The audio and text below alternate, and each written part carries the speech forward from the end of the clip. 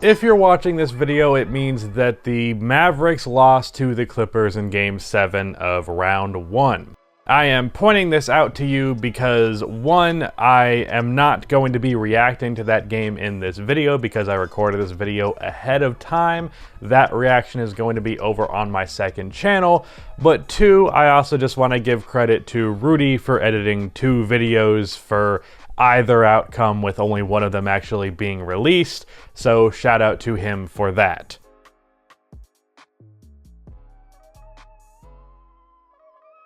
But with this Mavericks loss, despite the fact that Mavericks fans should be leaving this series with their heads held high, there are some things that were clearly exposed in this series that I think need to be addressed, and the overall future of this Mavericks team is very interesting to me. So I want to talk about what's next for the Mavericks, what they must do this offseason, and how they can eventually make that step from where they are now to being a true contender level team in the Western Conference.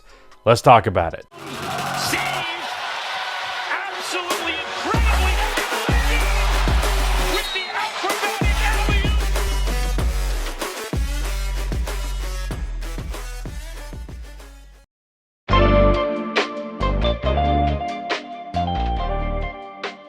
Before I continue on with this video, about half of the people that watch these videos are not subscribed, so if you fall into that 50%, then subscribe for daily playoff content. Also drop a like on this video, it only takes 1 second, it makes a massive difference.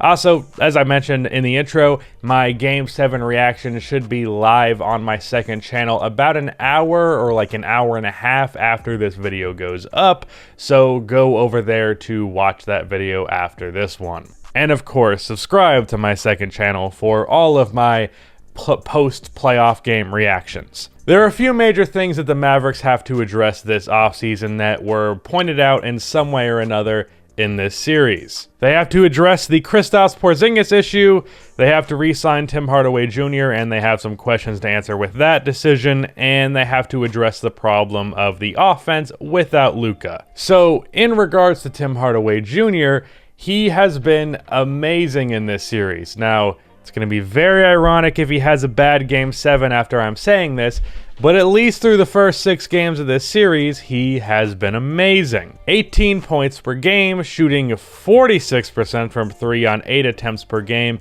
hitting multiple big shots. The problem, though, is how much are you actually going to pay him? Because as good as he is, and even as good as he is in the regular season, this is not entirely shocking that he's doing this in the playoffs. How much are you actually going to pay the guy, though? Because I don't feel like I'd be comfortable going over any more than like 20 million.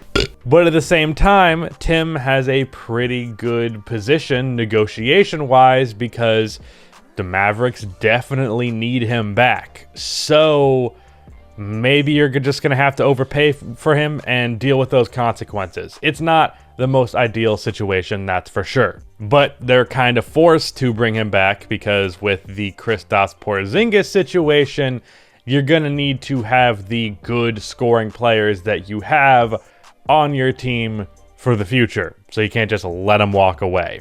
And speaking of the Kristaps Porzingis situation, the situation is he's fucking terrible. Welcome to my TED Talk. I don't know what that joke was. I immediately regret that joke. Don't keep that in the video, Rudy. Actually keep it in the video for comedic effect. This guy in this series has essentially been a 7'3" small forward who's a spot-up shooter. That's not great. But at least, you know, on the positive end of things, they are paying him $100 million over the next 3 seasons, so at least they have that going for them. That situation's not ideal, to say the least. You obviously have the difficult situation contract-wise with Tim Hardaway Jr., but holy shit, you really fucked up the Porzingis situation, didn't you? Like, it's abundantly clear you have to get off of this contract. You have to get this guy off of the team. But, like, how are you doing that, though? Because, unfortunately, you don't have your own first-round picks to trade because you traded for Kristaps Porzingis in the first place. And that caused the Stepien rule to take place, so you can't trade your first-round picks. So you're kind of stuck with him. So that's good. That's definitely the way you want to start off your franchise, with Luka as the forefront. You know, just immediately lock yourself into a bad long-term contract. I could think of a deal where, like, some team sends another bad contract player to the Mavericks in exchange for Porzingis. Like, I don't know, maybe there's a world where a Kemba for Porzingis swap happens, but you're really just in the same bad situation. Another player who's not that great who makes $30 million. So, tough shit, I guess. So, what do they actually do to get out of this? Fuck if I know. Like, I genuinely don't have an answer. Like, I usually can think of something, but I'm completely stumped in this regard. So, hopefully they find a way to figure it out. Really, probably the best thing you can do is just hope that Porzingis next time around plays more like the first playoff series he played versus the Clippers in a Mavericks jersey, rather than this one. Now we have to address what I think is the most systemic and likely long-term issue that exists with the Mavs and will continue to exist until they address it, and that is how much the offense relies upon Luka Doncic.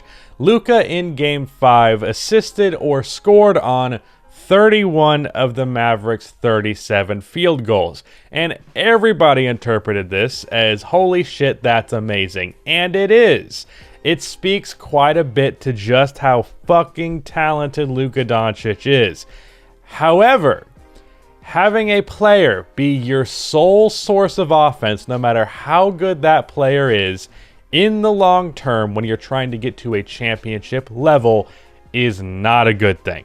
We glorify carrying so much that we don't take into consideration the fact that you don't win championships typically by carrying. It's happened, but if you're trying to win multiple, you need to set yourself up to where one player not playing at their best does not automatically mean that the series or the game is just over. When you look at all the championship teams throughout history, pretty much every single one of them, if their best player had a bad game, they could still find a way to win. They'd still lose more often than not, but a bad Luka game means a Mavericks loss every time, and that's a problem.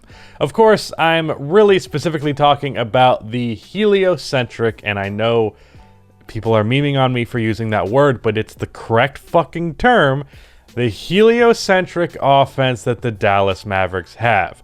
Now, initially in this series, the Clippers were not punishing the Mavericks for this offensive weakness, mostly because they really didn't know how to or weren't really trying to properly defend Luka. But as the series progressed, and especially in Game 6, the flaws with all of the offense revolving around Luka were just completely exposed. In Game 6, they were constantly bringing doubles on Luka, who was forced to pass the ball, and if that player that he passed it to was not open, which they were a couple of times, but when they weren't, that made other Mavericks players not named Luka Doncic be forced to make plays off of the dribble and create offense, either for themselves or others, and they did not do that well, and that's the reason why the Clippers won Game 6, on top of the fact that Kawhi couldn't miss a fucking shot. So the Mavs need to bring on a player, and really a few players, capable of creating offense off of the dribble for themselves and for others. It can't be, if Luka has a bad game, it's over, because you're not getting to a championship level with that being your offensive system. As for how they actually acquire that player, well, the short-term prospects are not amazing, not just because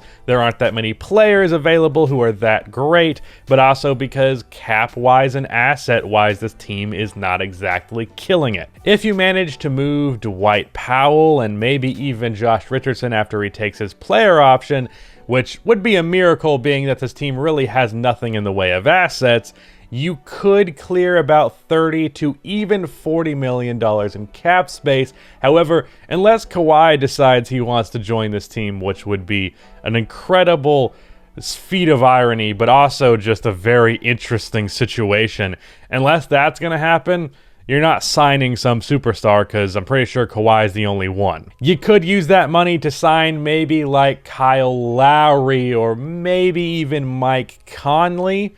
but both of those guys are older, and as good as I think they help you in the short term, long term, especially when we're talking about a 22-year-old Luka, it's not the best in the world. Maybe try buying low on Victor Oladipo and hoping that he breaks out back to what he was in like 2017, but that's a gamble, albeit not a too expensive one. You could try DeMar DeRozan, but I think the fact that he's just a non-shooter kind of ruins the positives he brings when paired with Luka specifically, so I don't really like that option.